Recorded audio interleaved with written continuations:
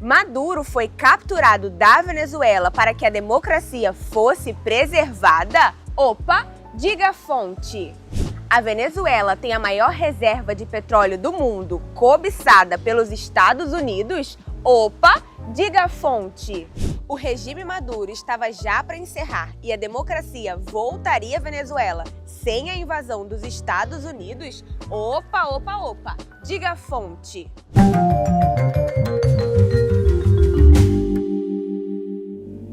Nos últimos dias, muitas notícias acerca do que está acontecendo na Venezuela foram espalhadas por todo o mundo. Além das notícias, desinformações também foram disseminadas. No programa de hoje, nós vamos sanar algumas dúvidas sobre esse assunto com a historiadora Larissa Riberti. Seja muito bem-vinda, Larissa. Obrigada, Jamile. Larissa, vamos começar com essa. Uma publicação disse que depois da captura de Nicolás Maduro, as opiniões acerca das ações dos Estados Unidos se dividiram. Uns chamaram de invasão, outros de ocupação, enquanto outros condenaram e também celebraram. Existe um posicionamento correto diante dessa situação? Olha, Jamile, as celebrações e as condenações da ação dos Estados Unidos contra a Venezuela e contra Nicolás Maduro, elas foram muito diversas. Mas se a gente considera que existe um sistema internacional regido por leis e normas que impedem invasões arbitrárias e ações que possam ferir a soberania e a integridade dos países, então a gente tem que considerar que a ação promovida pelos Estados Unidos e pelo Donald Trump foi sim uma invasão, que feriu a soberania, a democracia e a autodeterminação da Venezuela, do seu povo, e que retirou um presidente em exercício. Isso não significa defender o governo do Nicolás Maduro, mas partir do pressuposto que esse sistema internacional é regido pelo direito internacional. O Donald Trump, ele não consultou nenhum organismo internacional, não houve uma votação no Congresso Nacional, como aconteceu em outras ocasiões, como no caso da ocupação, da invasão do Iraque e do Afeganistão no passado. Então, foi uma ação completamente arbitrária.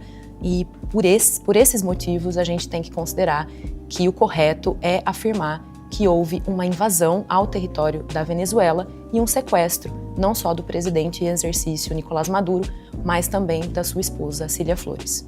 Excelente, Larissa. Vamos para a próxima.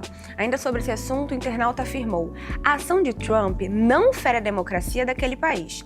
Muito pelo contrário, protege os cidadãos. Isso é verdade? Não é verdade, Jamile.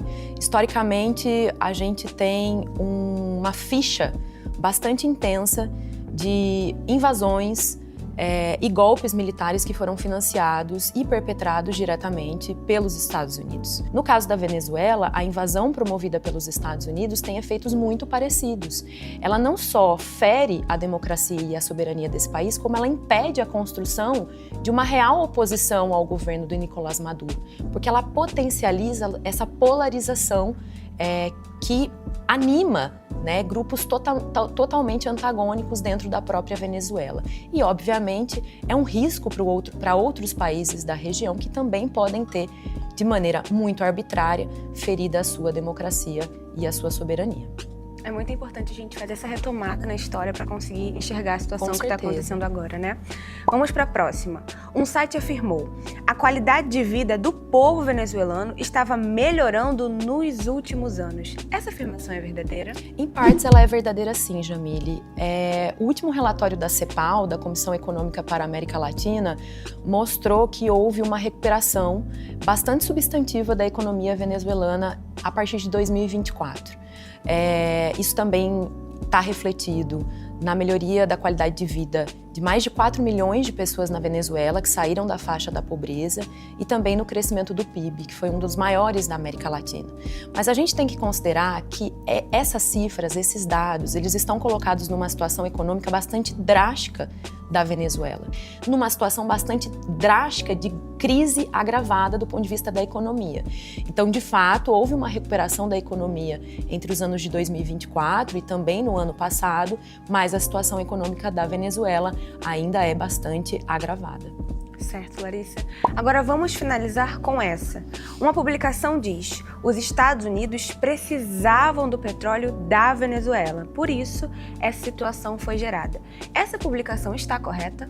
Essa publicação está correta porque o real interesse dos Estados Unidos com essa invasão e com o sequestro, tanto do Nicolás Maduro como da sua esposa, é de fato conseguir reverter uma política, né, que priorizava a exportação do petróleo venezuelano para outros países que não os Estados Unidos. Então a pressão que está sendo feita pelo governo do Donald Trump é justamente uma pressão para que se abra esse mercado da exploração do petróleo na Venezuela. A Venezuela tem hoje a capacidade de produzir mais de 300 bilhões de barris de petróleo.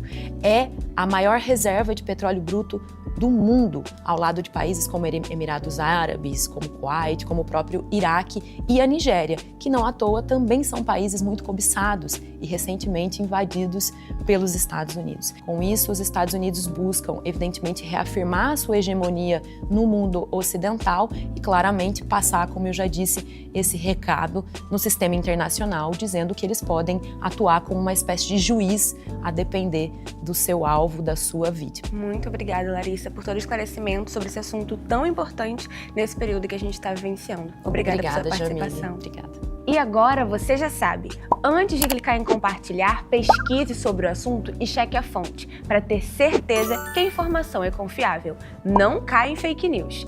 Eu sou Jamile Araújo e o Diga Fonte volta na semana que vem. Até mais!